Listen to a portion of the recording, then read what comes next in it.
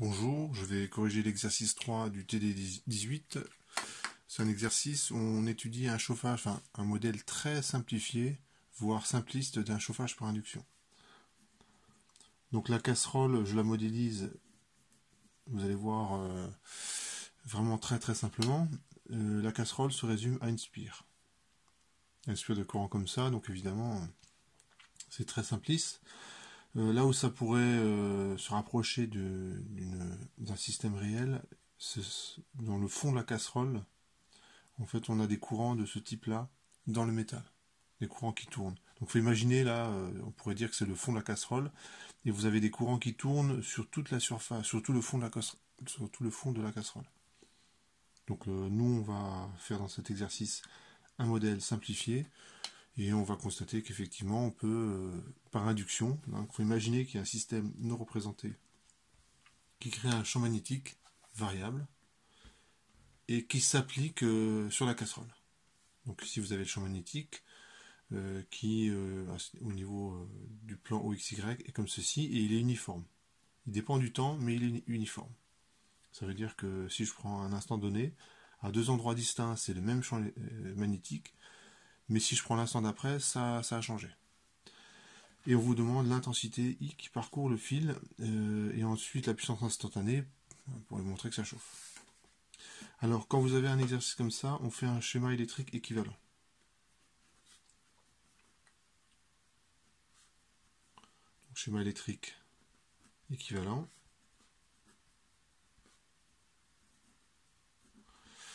Et donc le schéma électrique, je commence par... alors je laisse un petit peu de place parce que ici je mets tout de suite.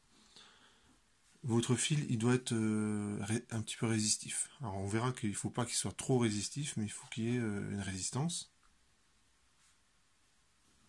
Et je boucle mon circuit. Donc ça ressemble beaucoup à ça. J'oriente l'intensité arbitrairement. J'aurais pu la prendre de l'autre côté. Donc je fais quelque chose qui ressemble à ce schéma, mais j'aurais très bien pu prendre I dans l'autre sens, ça pose aucun problème. Dans les exercices, comme dans les exercices d'électronique. Vous orientez l'intensité, c'est un choix arbitraire, mais une fois que vous avez fait ce choix, par contre, il faut s'y tenir. Et on va rajouter l'induction. Comment on rajoute l'induction? On rajoute une force électromotrice E dans le même sens que l'intensité. Donc l'intensité, elle tourne comme ceci. Donc il faut mettre E comme ceci. Et ça vaut moins d2φ sur d2t, c'est la loi de Faraday. Voilà. Le flux, ça vaut quoi? Alors le flux,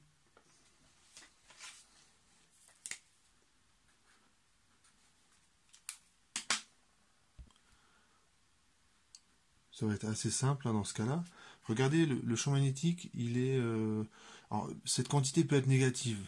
Bon, alors pour simplifier, je vais considérer qu'elle est positive. Alors ça ne change rien à la généralité du résultat qu'on va obtenir. D'accord? Donc on suppose que ça c'est positif, il y a forcément un instant où ça l'est, et ce qu'on va écrire comme équation, ce sera vrai à tout instant. C'est comme quand vous travaillez sur des angles, quand vous faites des projections, vous faites toujours un schéma dans une situation bien particulière, mais vous savez que la formule que vous allez écrire, elle va être vraie aussi à tous les instants où l'angle aura des valeurs très différentes, positives, négatives, grandes, petites, etc., etc. Donc B, il est suivant Z. J'utilise la main droite, donc les quatre doigts dans le sens du contour. Et donc le pouce il est vers le haut dans le sens de Z. Donc le flux s'écrit B0 cosinus oméga t. La surface d'un disque c'est pi 1 carré. Et c'est un scalaire.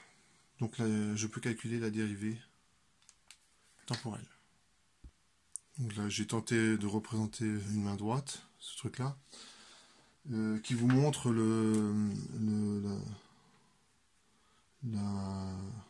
l'orientation du contour, donc qui est donné par le sens de I, qui va déterminer comment orienter la surface pour savoir si je mets un plus ici ou à moins. D'accord, donc ça c'est main droite. Faites attention, si vous êtes droitier, posez votre stylo quand vous faites cette règle-là. Donc finalement, quand je dérive, alors le cosinus, quand je dérive, ça donne moins sinus. Donc avec le moins qui est là, ça va donner un plus. Donc ça fait oméga B0 pi a carré sinus oméga t. Donc finalement, j'ai ma force électromotrice qui vaut ceci. Et j'ai simplement à écrire une loi d'émail. Et puis j'ai l'intensité qui circule dans mon circuit. Alors si I est comme ça, donc je le rajoute ici, hein, c'est le même, sans déviation, hein, je suis dans la RQP. RI il est comme ça. Ça m'évite de nommer cette tension, hein, je l'appelle RI. Et ça fait E moins RI égale à 0. Donc l'intensité, c'est E sur R. Donc c'est oméga B0 pi a carré sur R sinus oméga t. Donc ça répond à la première question. On peut vérifier la loi de Lenz. Hein, donc si le champ magnétique augmente par exemple. Donc la loi de Lenz c'est une loi de modération. Alors en fait la loi de Faraday ici est plus forte parce qu'elle vous donne une formule, alors que la loi de Lenz c'est une loi qui est qualitative, qui vous dit simplement que si j'impose une contrainte à un système, alors il va réagir pour minimiser cette contrainte. Donc ici par exemple j'augmente le flux, donc ça va arriver, si j'augmente le flux, le champ magnétique, le flux est de plus en plus fort, donc le circuit va s'opposer à cette augmentation. Donc I doit être négatif. Alors ici, si j'augmente le flux, c'est-à-dire que si le champ magnétique est de plus en plus fort dans cette direction-là, le circuit, il faut qu'il fasse passer le courant dans l'autre sens pour s'opposer à cette augmentation. Donc ça fera I négatif. Alors quand est-ce que le cosinus est positif, enfin croît, c'est lorsque je suis... le cosinus est croissant, c'est lorsque le sinus est maximum, hein, puisque c'est le cosinus... non, je dis des bêtises. Lorsque le cosinus est croissant, oui, c'est le sinus est maximum, donc non, ça colle pas. Ça va. Voilà, donc c'est pour l'intensité, lorsque le cosinus il est croissant, on a le sinus qui est négatif, puisque la dérivée de cosinus c'est moins sinus, et donc on a bien I négatif. Donc on vérifie la loi de Lenz.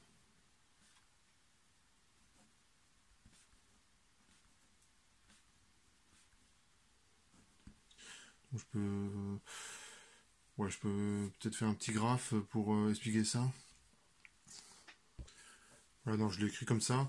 Donc lorsque B de t augmente, hein, B de t il est là, c'est le cosinus augmente, et lorsque le cosinus augmente, le sinus oméga t il est forcément négatif. J'ai fait une petite bêtise là. Sinus oméga t est négatif parce que la dérivée de cosinus c'est moins sinus.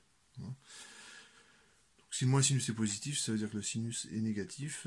Et donc ça implique que I est bien négatif, hein, comme c'est prévu.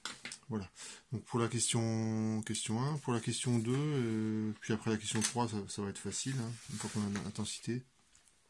La suite est vraiment simple. La puissance, c'est la puissance dissipée par effet Joule. Hein. Je vous rappelle que la puissance est la tension fois l'intensité du dipôle considéré. Donc le seul dipôle qui dissipe de l'énergie par effet Joule, c'est la résistance. Donc ça fait RI carré. Et donc ça fait R fois ce qu'on a trouvé tout à l'heure.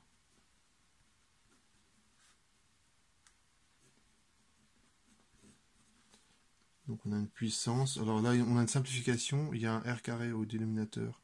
Il y a un R au numérateur. Donc ce qui va rester, c'est un R au dénominateur.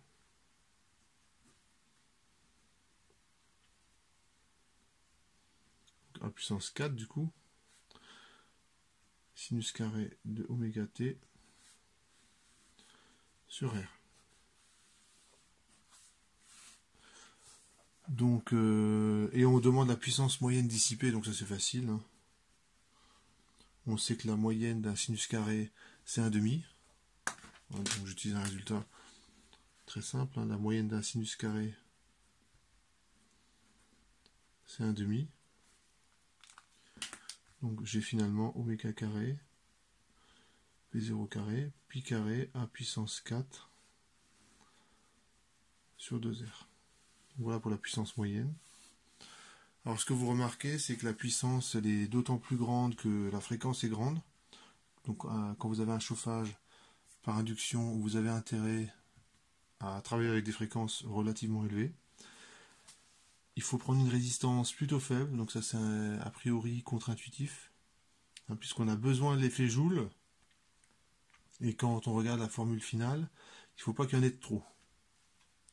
Parce que si vous mettez par exemple un morceau de bois à la place de votre morceau de métal, ça ne chauffe pas. Pourquoi? Parce que, ok, un morceau de bois, il y a énormément d'effets Joule, hein, la résistance elle est quasiment infinie, mais comme il n'y a pas d'effet Joule, il n'y a pas d'intensité. Donc, et inversement, si vous prenez un conducteur qui conduit bien, en fait l'intensité va prendre des valeurs très très grandes, et donc même si la résistance est faible, au final, ça chauffe plus. Alors, en fait, c'est une compétition entre I et R, et I augmente plus vite que R diminue. Donc finalement, au final, enfin, c'est le calcul hein, qui nous le dit, c'est qu'il faut prendre R petit. Troisième question. D'après les autre chose que j'ai pas dit, c'est l'objet de la question 3, on voit que ça varie aux puissance 4 du rayon de la spire. Donc a priori, le chauffage il va être plus important sur les bords de la casserole que au niveau de l'intérieur de la casserole. Donc ça, les solutions qu'on peut trouver à ça, hein. Donc lorsque A augmente, P augmente très vite.